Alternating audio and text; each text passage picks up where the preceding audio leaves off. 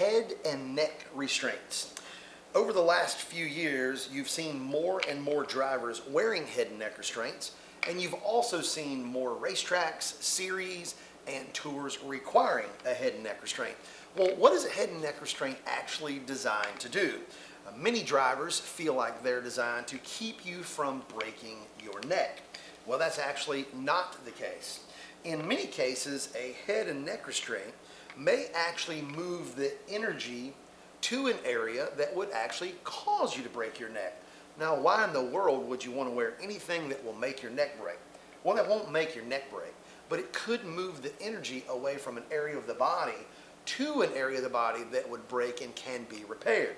Many of us have been racing for a long, long time. Myself, I've got over 40 years in the seat. I know lots of drivers that have broken their back, broken their neck, and honestly, they're racing today with no problems whatsoever. So what is the head and neck restraint designed to do? Well, the head and neck restraint is designed to prevent or reduce the risk of a basilar skull fracture. You may have never heard that terminology before, but if you've been shopping for head and neck restraints, maybe you've seen some of the highlight videos or some of the other things and you have learned about basilar skull fracture. This is basically where the base of your brain and your spine go together. Unfortunately, to tear that area or break that area is an unsurvivable injury.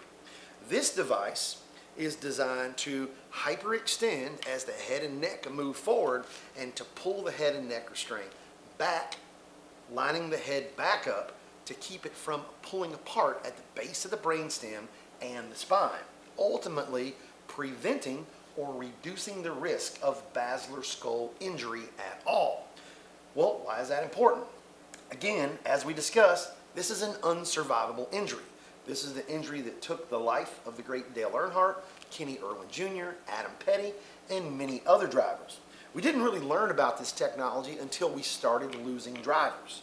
Now, many people have obviously built head and neck restraints. We happen to sell the ZAMP brand, the 2A, 3A, and 6A, all which are 38.1 certified.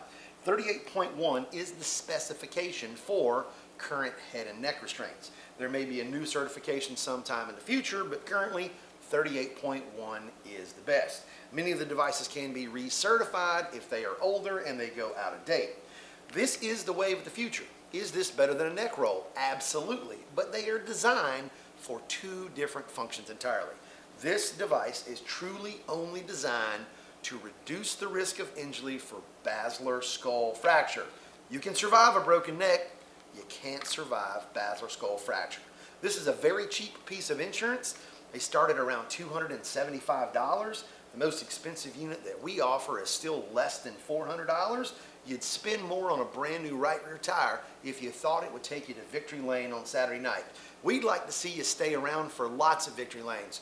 Check out your local dealer. Get yourself a head and neck restraint sooner rather than later.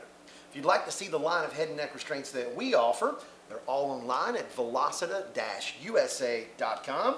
You can always call and talk to a specialist here at the shop about which one works best for you.